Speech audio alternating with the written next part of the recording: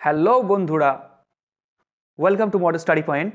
তো আমাদের যে টেস্ট পেপার সলিউশন চলছিল, তো আজকে আমরা এডুকেশনের ফার্স্ট যে ইন্টার স্কুল টেস্ট, সেই ইন্টার স্কুল টেস্ট নিয়ে আমরা চলে এসেছি।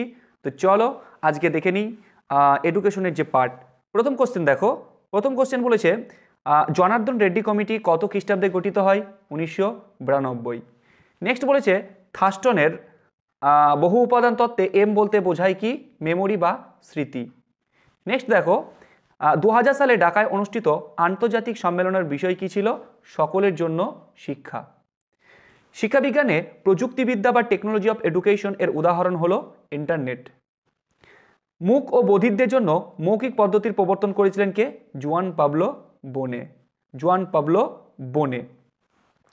আন্তর্জাতিক সাক্ষরতা দিবস হলো 8ই সেপ্টেম্বর। অপারেশন ব্ল্যাকবোর্ড কোন স্তরের শিক্ষার কর্মসূচি? উচ্চ মাধ্যমিক স্তরের শিক্ষার কর্মসূচি।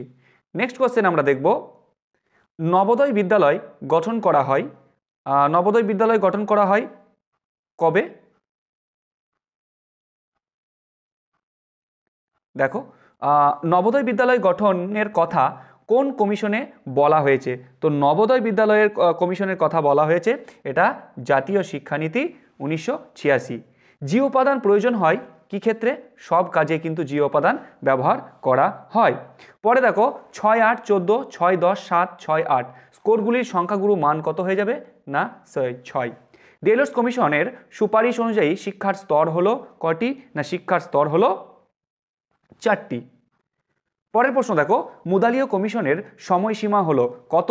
1953 থেকে 1954। রাধাকৃষ্ণন কমিশনের ভারতীয় সদস্য সংখ্যা ছিলেন কতজন? না 7 জন। পরে দেখো রাশিবিজ্ঞানে এই যে চিহ্ন, এটাকে বলা হয় সিগমা। তো রাশিবিজ্ঞানের সিগমা চিহ্নটিকে প্রকাশ করা হয় যোগফল এর জন্য। সি বুদ্ধির সংজ্ঞা দিয়েছেন মনোবিদ কে? ভার্নন। মনে রাখবে, ভার্নন।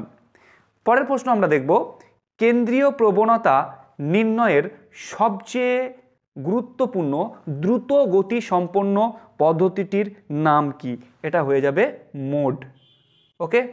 নেক্সট রাশিবিজ্ঞানে একটি পরিসংখ্যান 9 হলে ট্যালি চিহ্ন কি হবে? এটা হয়ে যাবে, দেখো এখানে 1, 2, 3, 4, 5, 6, 7, 8, 9। ওকে, এটাই আছে। তারপরে দেখো কোঠারি কমিশনের বিদ্যালয় শিক্ষার কটি স্তরের কথা বলা হয়েছে? এখানে 3টি স্তরের কথা বলা হয়েছে। কর্মের জন্য শিক্ষা হলো কি? না পারদর্শিতার শিক্ষা। চলো এরপরের নেক্সট কোশ্চেন দেখে নেব। প্যাভলভের শিখন তত্ত্বে প্রাচীন অনুবর্তনকে বলা হয়। প্যাভলভের শিখন তত্ত্বে প্রাচীন অনুবর্তনকে কি বলা হয়? দেখো দুটো, একটা সক্রিয় একটা প্রাচীন। তো প্রাচীনকে বলা হচ্ছে এস টাইপ অনুবর্তন। জাতীয় সাক্ষরতা মিশন কবে প্রতিষ্ঠিত হয়? জাতীয় সাক্ষরতা মিশন 1990 খ্রিস্টাব্দে 5ই মে প্রতিষ্ঠিত হয়। পরে দেখো পরিসংখ্যা বহুভুজ এক ধরনের কি?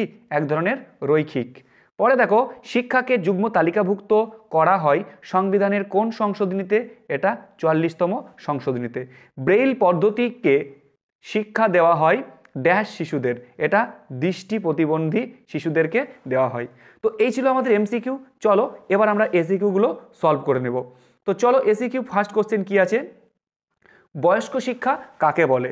দেখো বয়স্ক শিক্ষা কাকে বলে বলছে পঠন পাঠন ও হিসাব নিকাশ শেখানোর সঙ্গে সঙ্গে বৃত্তিমূলক দক্ষতায় বিকাশ সাধন করে বয়স্ক নিরক্ষরদের সমাজের মূল স্রোতের সঙ্গে যুক্ত করার শিক্ষা হলো বয়স্ক শিক্ষা। ওকে। পরের কোশ্চেন দেখো দূর শিক্ষা কি? দূর শিক্ষা কি?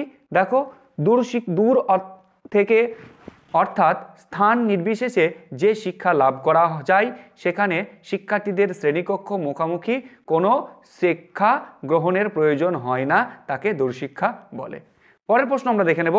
পরের প্রশ্ন হচ্ছে অন্তর্দৃষ্টিমূলক শিখন বলতে কি বোঝো? অন্তর্দৃষ্টিমূলক শিখন বলতে কি বোঝো? দেখো অন্তর্দৃষ্টিমূলক শিখন কাকে বলছে? বলছে গেস্টালবাদীদের মতে প্রাণী যখন কোনো বিষয়ে বুঝতে চায় তখন খণ্ড খণ্ড হিসাবে না দেখে বিষয়বস্তুকে সামগ্রিকভাবে প্রত্যক্ষণ করে। অর্থাৎ অন্তর্দৃষ্টিমূলক শিখন হলো কোনো বিষয়ের সমস্যামূলক সমাধানের সামগ্রিক প্রতিক্রিয়া। সমস্যামূলক এই পরিস্থিতিতে হঠাৎ করে উদ্ভূত যে প্রত্যক্ষণ গেস্টাল মনোবিদগণ তাকে দৃষ্টি অন্তর্দৃষ্টি বলে। আখ্যা দিয়েছেন। অন্তর্দৃষ্টির মাধ্যমে শিখনকে অন্তর্দৃষ্টিমূলক শিখন বলে। ওকে, পরের কোশ্চেন কি আছে দেখো। পরের কোশ্চেন বলছে SUPW এর পুরো নাম কি।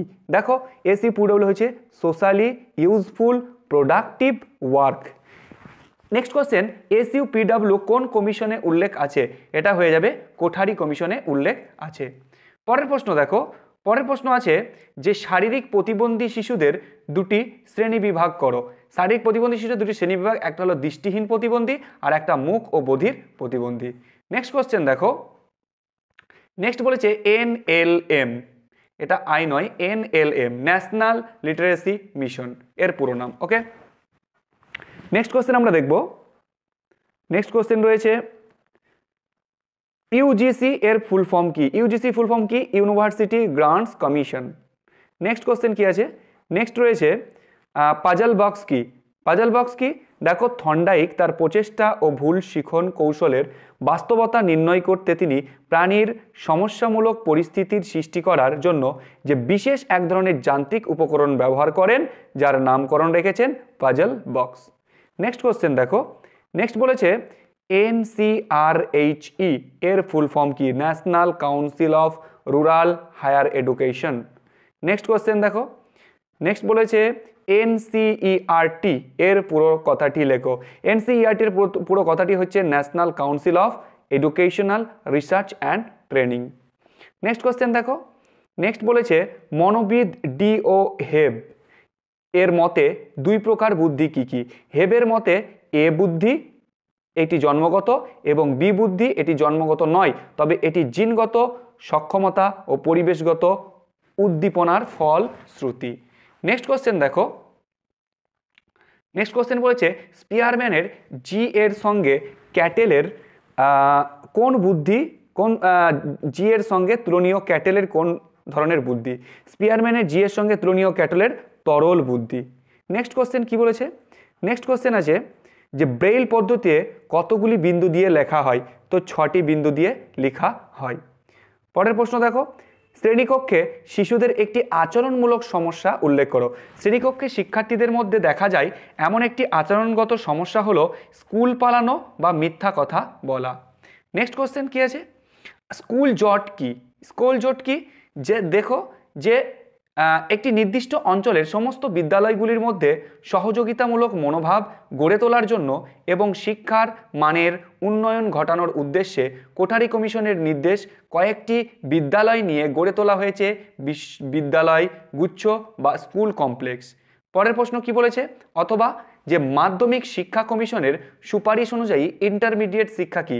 মাধ্যমিক শিক্ষা কমিশনের সুপারিশ অনুযায়ী ইন্টারমিডিয়েট শিক্ষা হলো কি না বিশ্ববিদ্যালয় সংক্ষেপে স্তর 10ম শ্রেণী উত্তীর্ণদের কলেজের স্নাতক শ্রেণীর পূর্ব 1 বছরের ইন্টারমিডিয়েট স্তরের শিক্ষা গ্রহণ করতে হবে। পরের প্রশ্ন কি আছে? পরের কোশ্চেন হচ্ছে থর্নডাইকের দেওয়া ফল লাভের সূত্রটি লেখো। কি? যখন একটি উদ্দীপক ও প্রতিক্রিয়ার মধ্যে সংযোগ ঘটে তখন প্রাণীর আকাঙ্ক্ষা অনুযায়ী ফল লাভ ঘটলে প্রাণীর সুখ অনুভূত হয়, অর্থাৎ প্রাণী যে কারণে আচরণ করে সেই আচরণ প্রাণীর তৃপ্তি দিতে পারে, তবে প্রাণীর শিখন লাভে সচেষ্ট হতে পারে। এটা হচ্ছে ফল লাভের সূত্র। নেক্সট আর একটা সূত্র বলেছে, এটা হচ্ছে থর্নডাইকের কি সূত্র? ফল লাভের পর যে সূত্রটা দেওয়া হয়েছে সেটা ব্যবহারের সূত্র। দেখো শিখনের ক্ষেত্রে থর্নডাইকের দেওয়া অনুশীলনের ব্যবহারের সূত্রটি হলো যখন উদ্দীপক ও প্রতিক্রিয়ার মধ্যে সংশোধনযোগ্য বন্ধন তৈরি হয় তখন অন্য সব কিছু অপরিবর্তিত থাকলে বন্ধনটি শক্তিশালী হয়। পরের প্রশ্ন দেখো, পরের প্রশ্ন বলছে অপারেন্ট অনুবর্তন কি? অপারেন্ট অনুবর্তন কি? উদ্দীপক এবং প্রতিক্রিয়ার সংযোগের জন্য যেমন মানসিক ও শারীরিক প্রস্তুতির প্রয়োজন তেমন প্রয়োজন নতুন আচরণের জন্য প্রস্তুতি। প্রাণীর অভ্যন্তরস্থ শক্তিদায়ক শব্দ এবং উদ্দীপক আমরা তাকেই বলবো স্বতঃস্ফূর্ত অপারেন্ট আচরণের জন্য একান্তভাবে প্রয়োজন। নেক্সট দেখো গেস্টাল মতবাদ কি? গেস্টাল মতবাদ কি? গেস্টাল একটি জার্মান শব্দ, এর অর্থ হলো আকার, প্যাটার্ন, সংগঠন, সমগ্রতা ইত্যাদি। প্রাণী কিভাবে শেখে তা নিয়ে বিভিন্ন মনোবিদগণ বিভিন্ন শিখন তত্ত্বের উদ্ভাবন করেছেন। শিখনের যে তত্ত্বের মাধ্যমে আমরা অন্তর্দৃষ্টিমূলক শিখন কৌশল ও শিখনের সমগ্রতার তত্ত্ব জানতে পারি তাকে বলা হয় গেস্টাল মতবাদ। পরের প্রশ্ন দেখো, পরের প্রশ্ন রয়েছে SSA এর পুরো কথাটি কি? কি? সর্বশিক্ষা অভিযান, সর্বশিক্ষা অভিযান।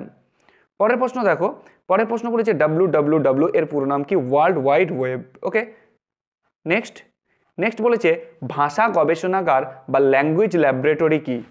দেখো, ভাষা পরীক্ষাগার একটি স্বয়ংশিক্ষণ কৌশল, বিদেশি ভাষা শেখার জন্য একটি অত্যন্ত গুরুত্বপূর্ণ।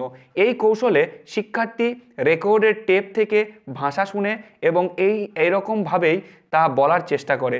এইভাবে বারবার অনুশীলন করতে থাকে। ভাষা পরীক্ষাগারে শ্রবণ এবং কথন এর উপর বেশি গুরুত্ব দেওয়া হয়।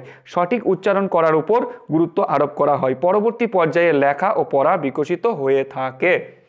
পরের প্রশ্ন আছে এবং লাস্ট, সেটা হচ্ছে পরিসংখ্যা বহুভুজ যে কোনো একটি সুবিধা লেখো। পরিসংখ্যা বহুভুজের দেখো, তথ্য পরিবেশন, প্রাপ্ত তথ্যগুলি যখন পরস্পর সংযুক্ত হয়